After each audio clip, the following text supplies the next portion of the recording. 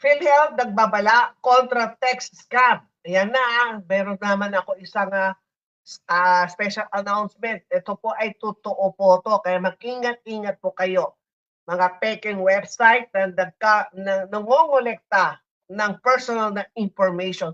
Huwag po kayo basta-basta magbibigay ng information. Lalo na kapag hindi kayo sigurado kung PhilHealth ang, kasi ang PhilHealth hindi po nagte-text yan.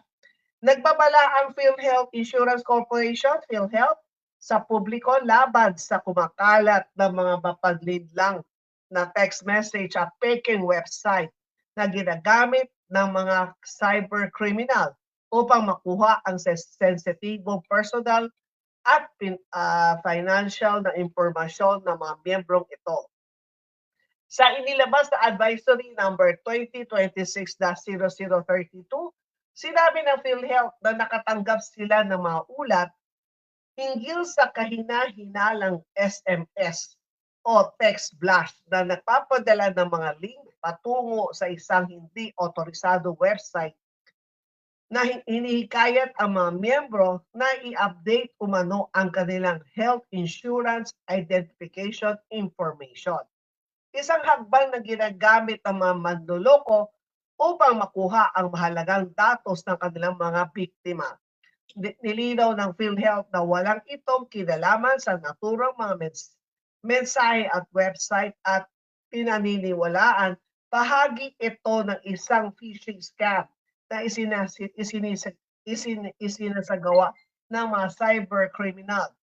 Ang phishing ay isang uri ng online fraud kung saan nagpapanggap ang mga scammer bilang bilang lehitimong institusyon upang makakuha ng mga personal detalye kagaya ng pangalan, address, account number, pati password hinihingi sa inyo at iba pang sensitibong impormasyon. Kaya ingat-ingat po kayo, hindi po na humihingi ang PhilHealth through text. Binigyan din ng PhilHealth na hindi ito nagpapadala ng text message na may kasamang link na nag-uutos sa mga miyembro na mag-update ng kanilang personal o account information. Ayon sa ahensya, lahat ng opisyal na transaksyon at komunikasyon ay isinasagawa lamang sa pamamagitan ng otorisadong tanggapan, opisyal na website at mga lehitimong online platform ng PhilHealth. Dahil dito, mahigpit na pinayuhan ng state insurer ang lahat ng miyembro at stakeholder na huwag basta-basta mag-click ng mga kahina-hinalang link. Ang alam mo ninyo, never ako nag-click sa mga link. Lahat ng kung ano man mga text, kahit na hindi PhilHealth, lalo na mga bangko. Tapos nasa doon sa pangalan ng text, kunwari sabihin nila BDO, PNB o BPI, may mga link yan na pinapadala, never mo i-click yan. Dahil dito, mahigpit na pinayuhan ng state insurer ang lahat ng miyembro at stakeholder na huwag basta-basta mag-click ng mga kahina-hinalang link, o huwag kayo magbibigay ng personal na impormasyon o magbahagi ng anuman confidential na datos sa mga hindi verifikadong website o individual. Hinimok din ng PhilHealth ang publiko na tiyakin na verifikado ang anumang mensahe o abiso sa pamamagitan ng mga official nito communication channels bago magsagawa ng anumang aksyon. Bilang bahagi ng kampanya laban sa online fraud, inatasan na rin ng PhilHealth ang lahat ng regional offices nito na palawagin ang pagpapalaganap ng babala sa kanilang nasasagupan. Inutusan din ang mga tanggapan na bantayan mabuti ang mga kahintulad ng insidente. Kaagad itong iulat sa kinauukulan unit at magsagawa ng information drive upang maturuan ang mga miyembro kung paano matutukoy at maiwasan ang mga phishing at iba pang uri ng cyber scam. Ayon sa mga eksperto sa cybersecurity, patuloy na dumarami ang mga online scam sa bansa dahil sa mas palawag na paggamit ng digital services at online transaction. Dahil dito, mahalagang maging mapanuri ang publiko sa mga nagtatanggap ng mensahe at huwag magbigay ng anuman sensitibong impormasyon maliban kung nakatitiyak na lehitimo ang pinagmumulan nito. Pinaalalahanan ng PhilHealth ang mga miyembro na commit na tanggap silang kahina-hinalang mensahe na nagpapanggap na mula sa ahensya. Agad ito i-report sa pinakamalapit na tanggapan ng ahensya o sa kanilang opisyal na customer assistance channel upang maiwasan ang pagkalat ng panibagong biktima ng scam.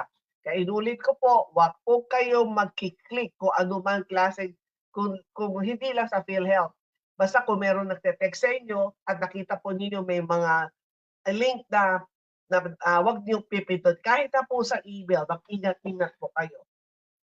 And then meron po ako ito nga, ang PhilHealth naman, di ba, ang lagi natin sinasabi, kailangan natin ng preventive na yung kailangan natin magpa-check up. Kaya kailangan yun to, meron akong kailangan ba ninyo ng maintenance? Ito, kakakuha ko lang sa PhilHealth. Kailangan ba ninyo ng maintenance? Patingin sa inyong yakap provider. Meron na po ba kayong mga yakap provider? Kailan po ninyo pamili po? Paano po? Paano ko magamit ang PhilHealth yakap? Ito po, may dapat po, unang-una, meron po kayong PhilHealth Identification Number.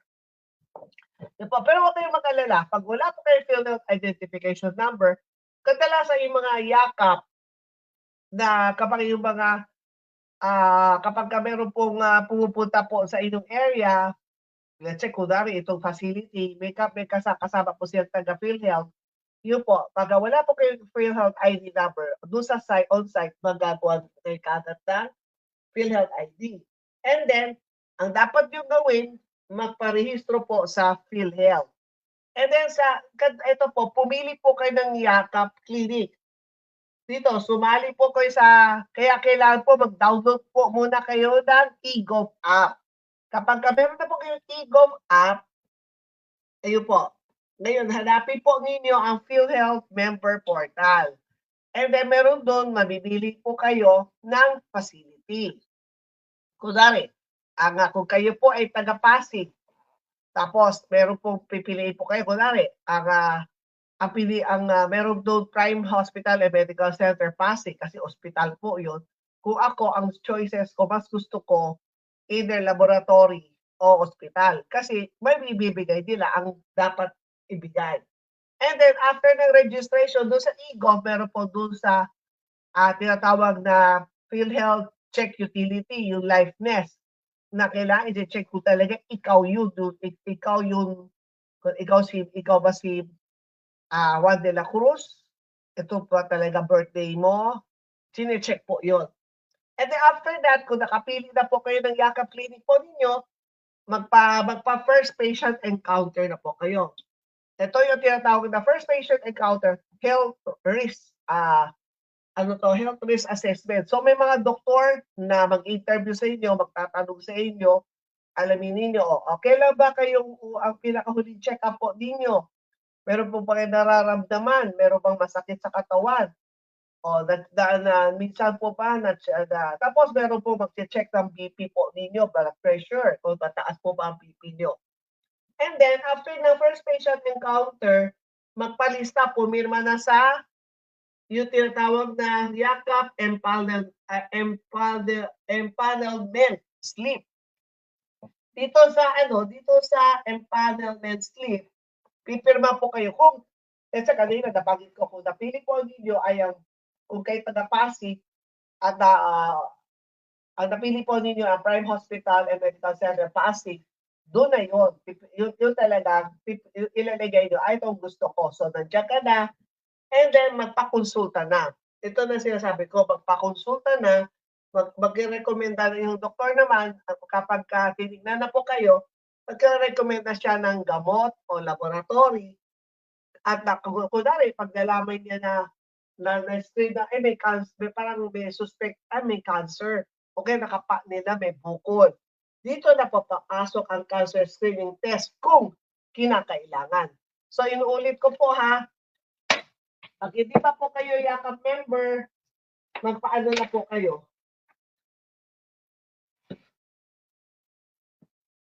O yan, kapag hindi pa po kayo Yakap member, kailangan po alam po ninyo, ang gusto ng PhilHealth, preventive. Gusto ng PhilHealth, maagapan. Kahit sabi ko, wala naman akong sakit eh. Yun nga ang purpose nito eh. Para masigurado natin na talagang healthy po kayo. Pero kung natuklasan, maagapan, hindi na to lalala. Hindi na kayo hihirap. Tapos, ang konsultasyon naman ay libre. Ano pa hinihintay ninyo? Libre ang konsultasyon. Pag sinabi ng doktor, ay may high blood ka. So, bibigyan ka nila nung gamot na may listahan po si PhilHealth. Doon sila pipili kung anong mga gamot na kasama doon sa listahan. O kaya sabihin natin, ay, ma'am, kukunan ka namin ng CBC. So, titingnan nilang dugo mo. Okay, ma'am, bibigyan ka nila ng isang papuntahin nila kayo sa ospital nila o sa laboratory nila para mag-urinalysis. Kasi doon, nakikita kung kayo ay kung nakikita kung talaga healthy po ba kayo o hindi. Kasi kung hindi, kung nag-umpisa pa lamang, maagapan. Yan ang purpose po ng PhilHealth. Preventive. Hindi yung pupunta ka yung pupunta ka, yung talagang may sakit ka na. Ito, kapag kailangan na sabi ng doktor, ay, may ano ka, may infection ka, so bibigyan kayo ng antibiotic. Libre din po yun. Kaya ulit ko po ha, paano ko magamit ang PhilHealth Yaka? Una, kailangan meron po kayong PhilHealth ID. May PhilHealth Identification Number. Tapos, kung wala, magparehistro po kayo sa PhilHealth. Magparehistro sa PhilHealth, kaya magpaparehistro ha. And then, after that, mamimili po kayo ng Yakap Clinic. Sumali po kayo doon sa IGOV. Doon sa IGOV, doon kayo pipili ng Yakap facility o Yakap Clinic na gusto nyo. And then, after that, doon na kayo magpapa first patient encounter. Yung assessment. First patient encounter. And then, after the first patient encounter, yun na, magpalista na po kayo, mag-fill up na po kayo ng Yakap empanelment slip. Yun na yun. Kapag na-fill up na po kayo ng Yakap empanelment slip, tapos, ando na yung mga doktor. Magpakonsulta na kayo, pakonsulta kayo, doon na po. Kung ano man ang nakita ng doktor, kung kailangan po ninyo ng laboratory, o kailangan ninyo ng gamot, nag-issue po sila ng prescription, hindi lang yun kapag nakita nila, ay kailangan mo ninyo ng ganitong gamot. So, kapag Yakap member, meron po kayo makukuha worth 20,000 na gamot doon sa base po, doon sa listahan po ng PhilHealth. Yung is doon sa 54 doon sa 54 na gamot, nandun na antibiotic eh. Doon po kayo kukuha. Libre po yun. Ibibigay, magpe-prescribe yung Yakap doctors. And then, pwede nyo, kung doon sa hospital, pag yung hospital na pinili nyo, sigurado may gamot sila. Pero meron din kasi mga Yakap clinic na wala silang gamot o di sila accredited ng PhilHealth para maging PhilHealth gamot. Pwede po ninyo kunin sa mga accredited PhilHealth gamot o PhilHealth pharmacy na nagpa-accredit. So, ganun po ang kagandahan na kapag po kayo ay PhilHealth Yakap member. Wala po kayong babayaran. And then sabi mo, ma'am, doktora, wala po kaming hulog. Huwag po ninyo problemahin kasi pag sa PhilHealth, lahat ng Pilipino ay miyembro. Dahil ito po ay under ng Universal Healthcare Law. So, kung kayo po ay walang tapos ang second tanong mo, doktora, wala akong hulog sa PhilHealth. Paano 'yon? Wala din po problema, pumunta lang po kayo, magpa-member po kayo sa PhilHealth Yakap. Iba po yung PhilHealth member doon sa regular, doon sa mga nagtatrabaho. Ito naman, PhilHealth Yakap, ito po ang ginawa po ng PhilHealth under the UHC law. Kailangan natin magkaroon tayo ng preventive measure, yung maagapan. Alam po, marami po nasa safe dito ha, katulad po iba, lalo na sa kababaihan.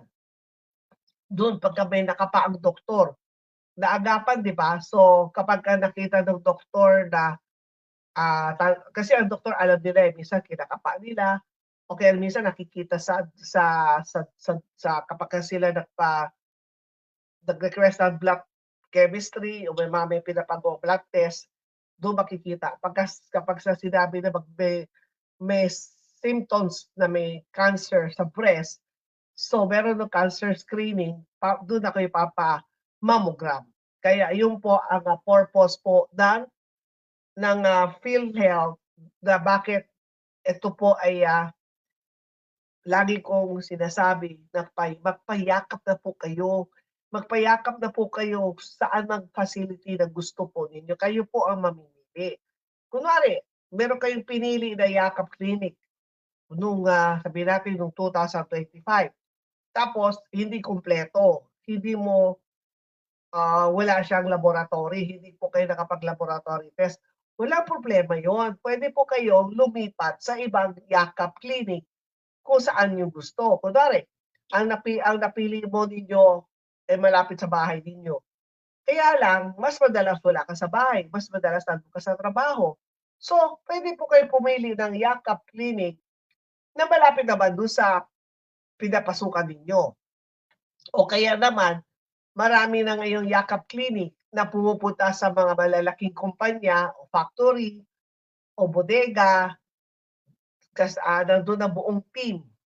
Andun ang doktor, andun ang kanyang laboratory, nandun na rin ang mga gamot, dala-dala na nila ang mobile van.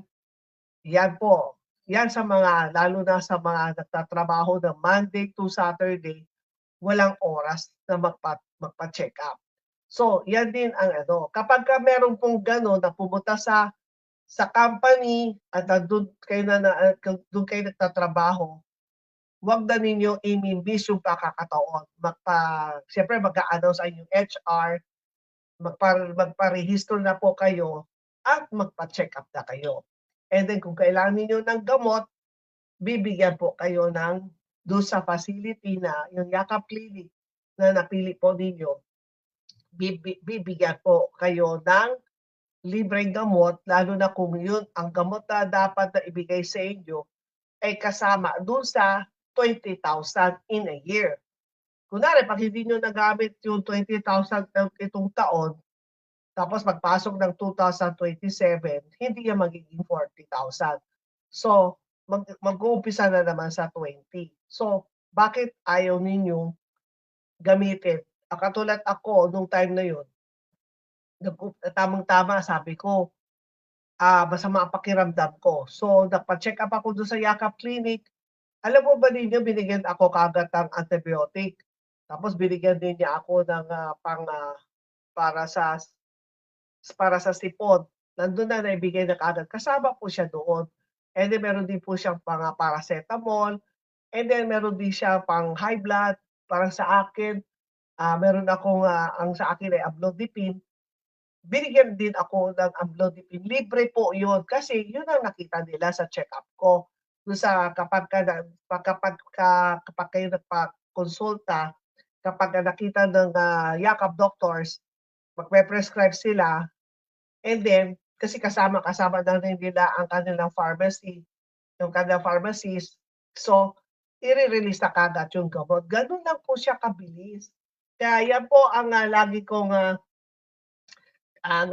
paulit-ulit po ako dito sa programang Health and Travel at Serbisyo Publiko. Lagi ko na paulit-ulit ko sinasabing magpayakap na kayo. Magpayakap na po kayo. Kung sino facility gusto niyo, nasa choices po ninyo. Hindi po hindi kinakailangan na pilitin. Kasi una-una ang gusto ng PhilHealth, kayo po ang pipili. Kaya nga, nandun po sa eGov, nandun po mga pangalan po ng iba't ibang Yakap Clinic, ikaw po ang pipili kung ano ang gusto po ninyo. Kasi meron po doon PhilHealth check utility, yung pagkukunan po ang mukha ninyo, tapos pag-fill up po kayo ng iyong information, tunay na yun, hindi yan scam. And then after that, papasok na po kayo, naka-register na po kayo doon sa Yakap Clinic. Kaya ganun lang po ang gawin po ninyo, ha? After nitong program ko, siguraduhin po ninyo, ha? Magpayakap na po kayo kung hindi pa kayo Yakap member. Kaya maraming salamat po sa inyong pakikinig at panunod sa ating programa. Naway ay may napulot kayong kaalaman na maaari ninyo magamit para sa iyong pang-araw-araw na pamumuhay. Ang tamang impormasyon at maagap na aksyon ang susi sa maayos na serbisyo. Kung kayo po ay may mga katanungan o suhestyon o nais pa ipaabot na concern, patuloy lamang kayong makipag-ugnay sa atin sa pamamagitan ng ating mga official social media accounts. Ako muli si Dr. Hilda Ong. Ang serbisyo ay mabilis, maasahan, at may malasakit. Hanggang sa muli natin pagsasama dito sa programang Health and Travel at Serbisyo Publiko. Pagpalain tayong lahat ng ating Panginoon. Bye! Health and Travel at Serbisyo Publiko. Serbisyo Publiko with Dr. Hilda C. Ong. Ang programang tunay na serbisyo publiko na nakaka-touch ng puso. Health and Travel at Serbisyo Publiko. Ang programang tunay na serbisyo publiko na nakaka-touch ng puso. Ako si Panax Noto Ginseng at Real Talk lang hamam. Kahit gaano pa kaganda ang supplement mo, kung hindi mo naman iniinom araw-araw, sayang lang. Kilala ko sa traditional use for healthy blood circulation at overall vitality na tumutulong sa mas maayos na nutrient delivery lalo na sa mga batang nasa growth years. Sa 10 Feet, parte ako ng formula na tumutulong mag-support ng energy at natural growth development. Pero tandaan, hindi magic ang growth. Consistency ang susi. 2 tablets lang bawat araw, umaga at gabi bago kumain. Kapag pagtuloy-tuloy ang routine, tuloy-tuloy din ang support sa pagtangkad. Kaya click the link below at bili na mga mangis sa 10 Feet Taller Everyday. Sa mga motorcycle riders, alam nyo bang batay sa pag-aaral ng ating MMDA o ang Metropolitan Manila Development Authority, kabilang sa mga pangunahing sanhi ng motorcycle accidents na naitatala bawat araw sa mga lansangan sa bansa ay dahil sa mga pumuputok na gulong.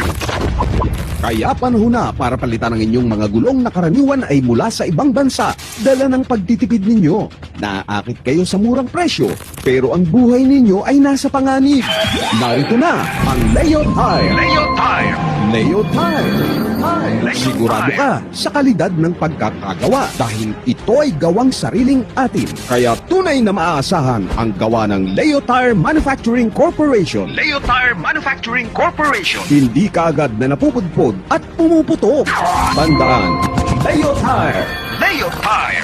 Sadyang pinaghusay para sa ating mga motorsiklo. Suportahan ang Go Local, Buy Local. Maging bayani sa pagtangkilik sa sariling atin.